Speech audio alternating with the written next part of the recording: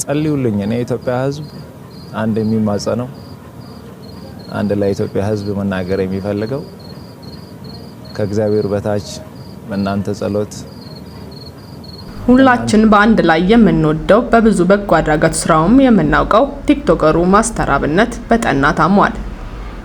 ታዲያ ይህ ወንድማችን እስከዛሬ ድረስ ስለ ጤናው ምንም ብሎ ባያቅም ድንገት በአንድ ኢንተርቪው ላይ ስለ ጤና ሁኔታው በተናገረበት ጊዜ ሙሉ ኢትዮጵያዊ ልቡ ተሰብሯል።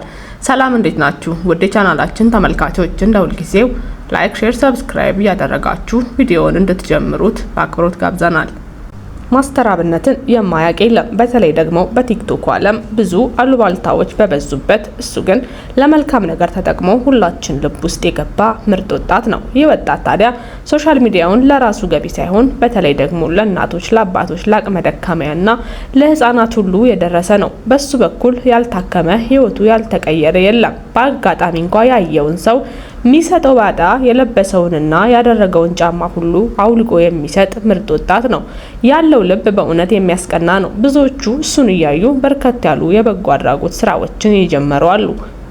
በባህር ማዶ ያሉ የሀገራችን ልጆች ሳይቀር ለሱ ይመጥነዋል የሚለውን እንኳን ባይሆን ትንሽ ያግዘዋል ብለው ያሰቡትንም እየላኩለት ለብዙ ኢትዮጵያውያን ወገን ሆኗል። በቅርቡ እንኳ በጎፋ በደረሰው አደጋ ከፊት ቀድሞ ጭቃ ውስጥ የገቡትን ሰዎች ሁላ አብሮ እያወጣ እንደዛ በደከመና በዛለ መንፈስ ሲያስተባብር አይተነዋል።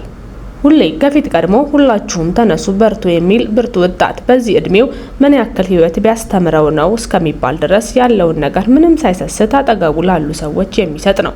ታዲያ ማስተር አብነት በሰሞኑ አንድ ኢንተርቪው ላይ በቀረበበት ጊዜ ስላጋጠመው ህመምም ተናግሯል። ታዲያ ይህ ህመምም ብዙዎቹ እስከዛሬ ድረስ የማያውቁት በመሆኑ ደንገጥ አድርጓቸዋል። ታዲያ እሱም እኔ ይሄንን የተናገርኩት እንድታዝኑና እንድትጨነቁብኝ ሳይሆን እንድትጸልዩልኝ ነው ሲልም ተናግረዋል። ምንም አይነት የገንዘብ ገቢ አልፈልግም። አሁን ላይ ህመሜ ምን እንደሆነ እንኳ በቅጡ ልነግራችሁ አልችልም፣ ግን ሁላችሁም በየእምነታችሁ ጸልዩልኝ ይለናል። ማስተር አብነትን ይበልጥ እያሳሰበው የመጣው ነገር ህመሙ በሕክምና የሚደረስበት ባለመሆኑ ነው። እስከዛሬ ድረስ ህመሜ ይህ ነው ብዬ ለመምጣት ፈልጋለሁ፣ ነገር ግን ህመሜ ምን እንደሆነ አለማወቄ በራሱ ከፍተኛ የሆነ የስነ ልቦና ጫና ውስጥ እየከተተኝ ነው። ለዛም ነው እንደምታዩት ሰውነቴ እየቀነሰ ነው። ለዛም አንዳንድ ጊዜ ህመሜን በውስጤ ብደብቀውም በውስጥ ግን ብዙ ሰዎች ምን ሆነሃል የሚል ጥያቄዎች ይደርሰኛል። ምክንያቱም ስጋ ባዳ ነው እንደሚባለው ፊት ለፊት በልብስም በጃኬትም በሸፍነው ምንም ሊያስተወኝ አልቻለም። ሰውነቴ በከፍተኛ ሁኔታ እየቀነሰ ነው። ይህም ታዲያ ከህመሙ ጋር የተያያዘ ነው። ታዲያ እኔም ይህ ጫና በጣም እየተጨናነቀኝ በመምጣቱ ህመሜ ይህ ነው ብዬ እንኳ ወደ እናንተ ለመቅረብ ተጨንቄያለሁ ይለናል። ታዲያ ሁላችንም ማስተር አብነት ምንም ያክል የገንዘብ ድጋፍ አያስፈልገኝም ቢልም ሁሉም ያቅሙን እያገዘው ህመሙ ወደ ተሻለ ሕክምና እንዲደርስለትና የህመሙ ምንነት ታውቆለት ወደ ጤናው እንደሚመለስ ባለሙሉ ተስፋ ነን። ማስተር አብነት እንግዲህ ከዚህ በፊት ለሕክምና እንደዚሁ ትልቅ የሆነ የሕክምና ችግር ደርሶበት እንደነበር ተናግሯል። ካንሰር የሚባልም በሽታ ተገኝቶበት እስካሁን ድረስ ከፍተኛ የሆነ የስነ ልቦና ጫና ውስጥ ገብቶ እንደነበርም ያስታውሰናል። እግሩ ሁላ ይቆረጣል ተብዬ ነበር። እባክህ ጌታ ሆይ እግሬን ከመቆረጥ አድንልኝ ብዬ በጸሎት ነው እዚህ የደረስኩት። እግዚአብሔር ሁሉም ነገር ሸፍኖልኝ ዛሬ ላይ ከሕክምና ሙሉ በሙሉ አገግሜ ነፃ ሆኛለሁ ብሎ ተናግሮልን ነበር። የእርዳታውንም የጀመረው በዛን ጊዜ የነበረበትን ጭንቀት ለማስወገድና በርከት ያሉ የስነ ልቦና ጫናዎቹንም ነፃ ለማውጣት ወደ እምነቱ በቀረበበት ጊዜ እንደሆነም ነግሮን ነበር። ምናልባትም ማስተር አብነት አሁን ላይ ዳግም እያመመው ያለው ከዚህ በፊት በሕክምና ተሽሎት የነበረው የካንሰር በሽታ ዳግም ወደ ራሱ ተመልሶም ሊሆን ይችላል የሚልም ግምት አለ። አንዳንድ በሽታዎች ሙሉ በሙሉ ይድናሉ። አንዳንድ በሽታዎች ደግሞ ጊዜን ጠብቀው በእንደዚህ አይነት ጊዜ ዳግም ህመም ሆነው ሊከሰቱ ይችላሉ።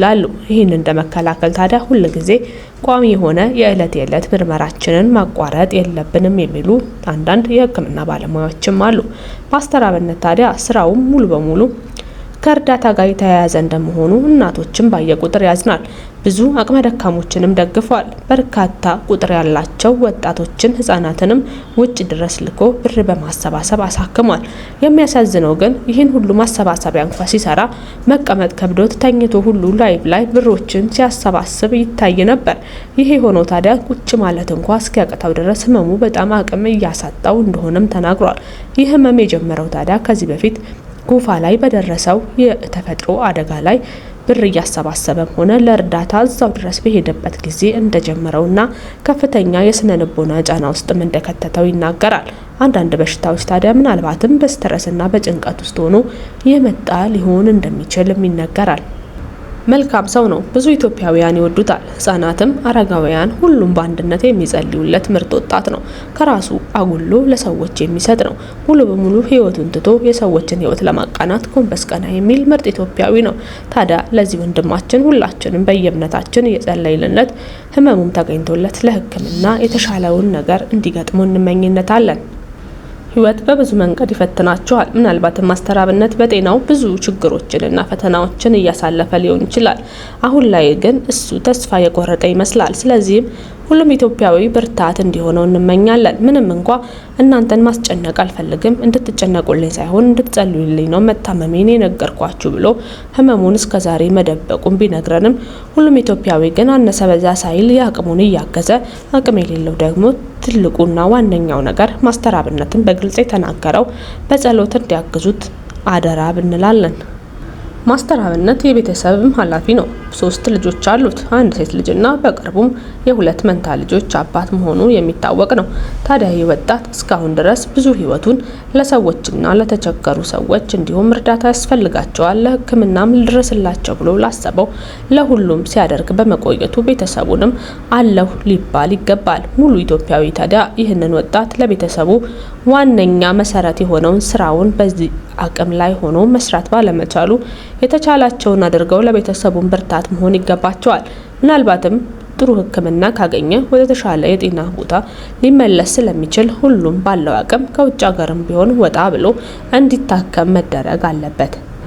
አሁን በደረሰ መረጃ ታዲያ ሁሉም ኢትዮጵያዊ ይህን ነገር ወደ ግብ ለማድረስ እየተረባረበ ነው። የቲክቶክም ጓደኞቹም ሆነ በቲክቶክ የሚያውቁት ወዳጆቹ ተሰባስበው ጎፈንድሚም ከፍተው ለሱ እርዳታ ለማድረግ እየተዘጋጁ ነው።